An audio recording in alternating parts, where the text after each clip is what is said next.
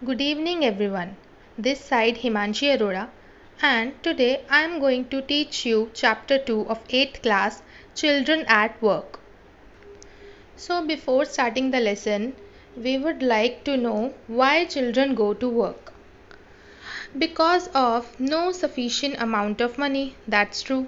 When the children have no money, so they have to go to work to earn something. No source of income.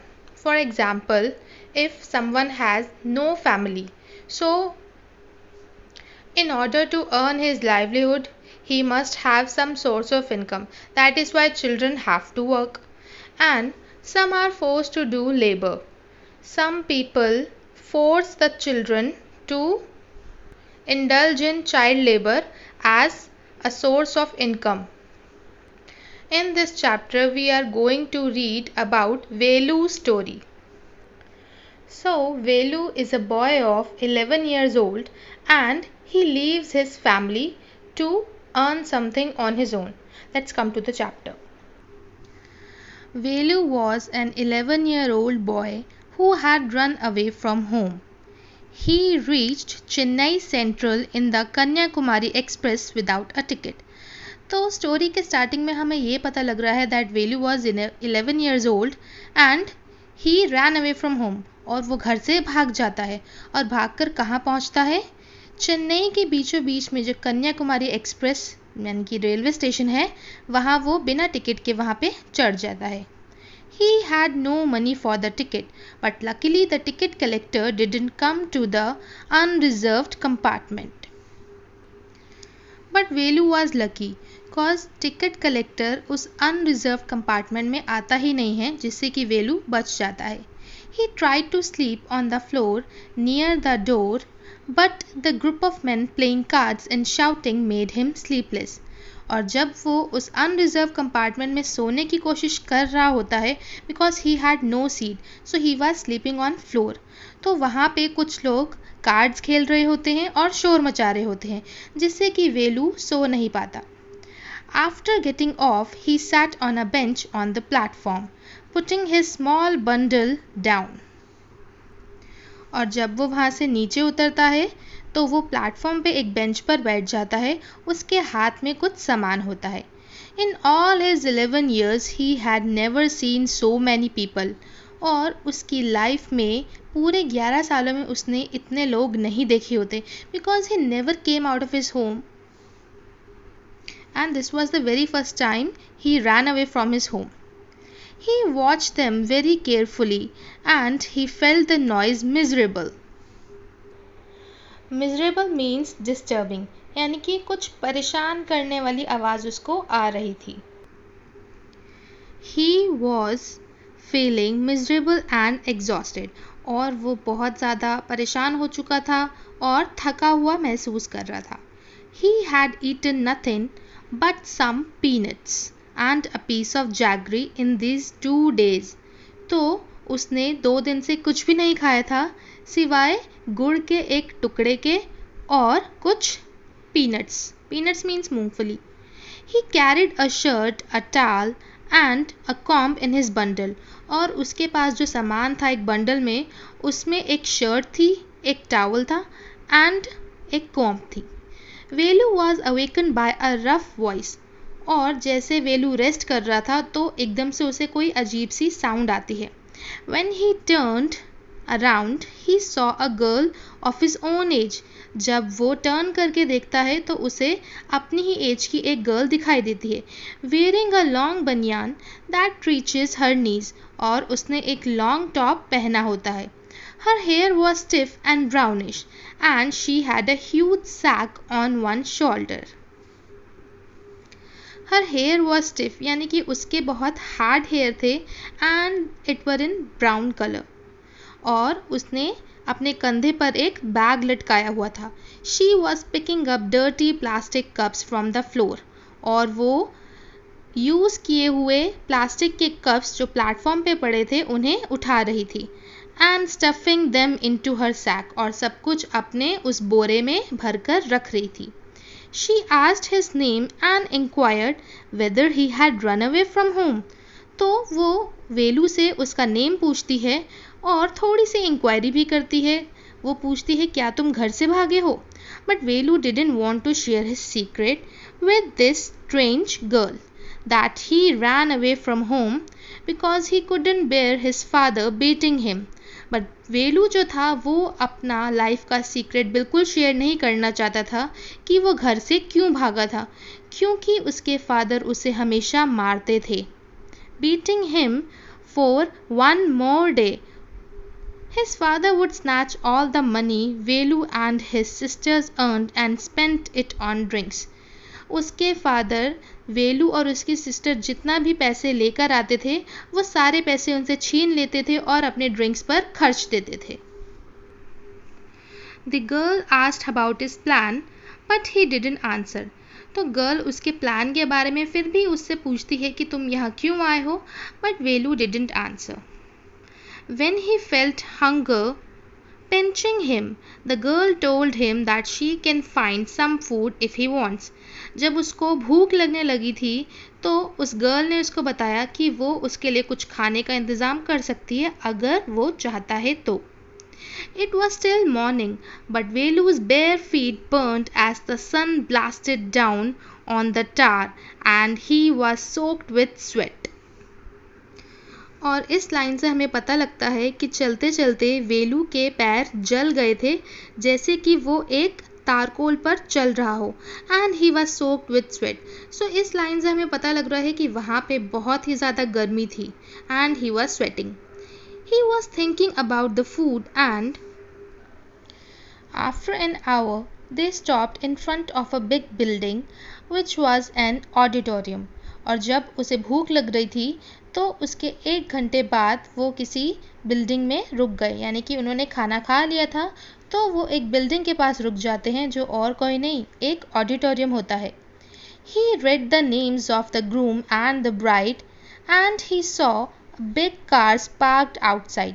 तो यहाँ पे हमें groom और bride से पता लग रहा है that there was some wedding ceremony.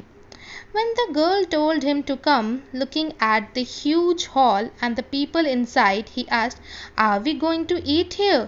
तो जब गर्ल उसे बोलती है कि चलो लेट्स कम इनसाइड और वहाँ पे बहुत सारे लोग भी होंगे, तो वो पूछता है क्या हम यहाँ पर खाना खाएंगे। She led him behind the hall where a huge garbage bin was overflowing with rubbish. तो वो उसे कहाँ ले जाती है जहाँ पे सब बचा कुचा खाना एक गार्बेज बिन में पड़ा होता है। Two goats were standing on the pile, fighting for a banana leaf. Pile means heap, यानी कि ढेर, किसी भी चीज़ का ढेर। वहाँ पे 2 बकरियाँ उस कूड़े के ढेर पर खड़ी होती हैं and they were fighting for a banana leaf. She picked up a squishy banana and held it out to him and told, "Here's your food." और वो गर्ल एक पिचका हुआ बनाना उठाती है और उसको दे देती है और वेलू को बोलती है, "Take it, here's your food." Velu remarked that those houses are strange because in his village the houses are made of mud and palm leaves. तो वेलू एक कमेंट करता है वहाँ के घरों के बारे में। वो कहते हैं कि यहाँ पे बहुत अजीब से घर हैं क्योंकि उसके विलेज में घर कैसे बने होते थे, मड के और पाम लीव्स के, यानी कि मिट्टी और बड़ी बड़ी पत्तियों के। Jaya went around to one of the huts and dumped her sack outside and picked up an empty one. यहाँ पे हमें उस रैक पिकर गर्ल का नाम पता लग गया है जिसका नाम है Jaya. She went out to one of the huts और वो किसी एक हट के पास जाती है और अपने पीछे जो बोरा लटकाया होता है उसे बाहर फेंक देती है and picked up an empty one और एक नया खाली बोरा उठा लेती है। And she told, "Let's go." She threw him a pair of old shoes without laces and pushed a sack and a stick into his hands and told to go with her.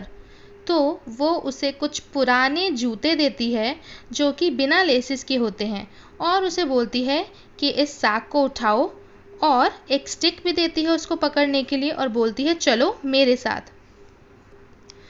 Velu was confused and thought about the work which she wanted him to do with those things.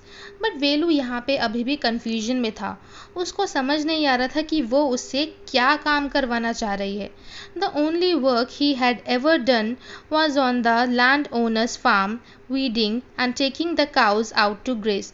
उसने सिर्फ अपने village में एक ही काम किया था, जो कि था कि फार्म में कुछ खुदाई करना और वीडिंग करना. Weeding means to take out the unwanted plants, यानी कि जंगली पौधों को निकालना, और गाय भैंसों को चराने के लिए लेके जाना. So he asked her, are there any farms in the city?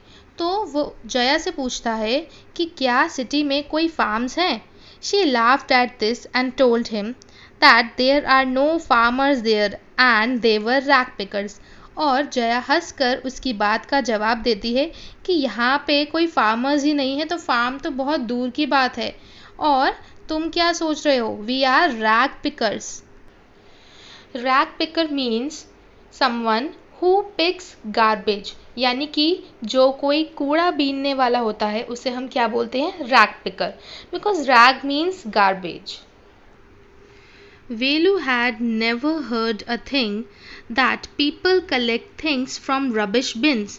और वेलू ने इस चीज़ के बारे में कभी भी सुना भी नहीं था कि लोग जो थे डस्टबिन में से कूड़ा निकालते थे. She clarified the fact that it is not rubbish they are collecting, but only paper, plastic, glass and such other things. तो वो उसकी कन्फ्यूजन को दूर करती है. वो बोलती है कि ये कोई गार्बेज नहीं है, हम सिर्फ क्या उठाते हैं, पेपर, प्लास्टिक, ग्लास और इनके जैसे other materials.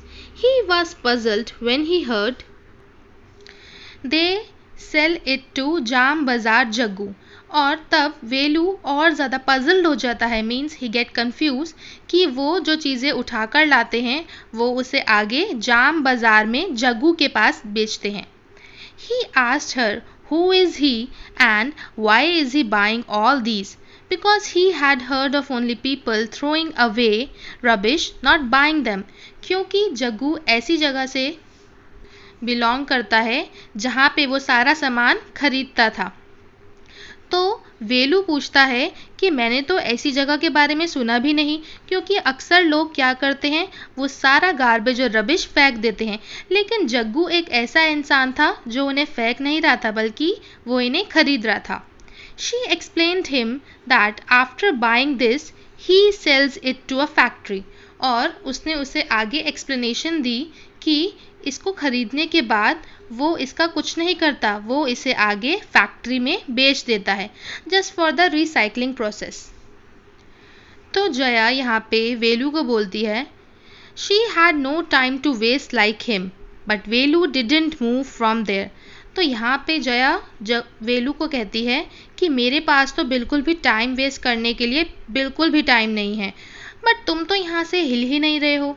He was thinking that he hadn't run away and come to this new place to dig through garbage bins. और वो सोच रहा था कि मैं अपने घर से ये सब चीज़ें उठाने के लिए नहीं भागा. ये सब चीज़ें मतलब कि मैं किसी नई जगह आया हूँ और मैं कूड़ा उठाने के लिए आया हूँ. तो जाकर वेलू को अपने घर की इम्पोर्टेंस समझ आ रही थी कि वेलू से बुरे हालात तो और बच्चों के भी हैं. Now the moral of the story is running away from home leads to unexpected experiences. जब आप घर से चले जाते हो तो आपको बहुत सारे एक्सपीरियंसेस मिलते हैं. जैसा कि स्टोरी में वेलू को पता लगा that in order to earn their livelihood how the people picks the rags. After running from home, you have to do many undesirable works. और जब आप घर से भाग जाते हो तो आपको बहुत सारे अनवांटेड काम करने पड़ते हैं. जैसा कि वेलू अपने घर में फार्मिंग का काम करता था, बट यहाँ पर आकर उसको क्या करना पड़ रहा था, he became a rag picker. The bitter experiences of the world aware you. और जब आप अपने घर से चले जाते हो तो आपको नए नए एक्सपीरियंसेस मिलते हैं. Some experiences are very horrible. जैसा कि वेलू को यहाँ पर क्या करना पड़ रहा था? He was collecting the rags, और उसे ढंग से खाना भी नहीं मिल रहा था, और मिल रहा था तो वो भी कहाँ से? गार्बेज बिन से। तो ये उसके बिटर एक्सपीरियंसेस थे, जिससे कि उसको पता लग गया था that running away from home is never good. That is why the chapter is very suitable as children at work.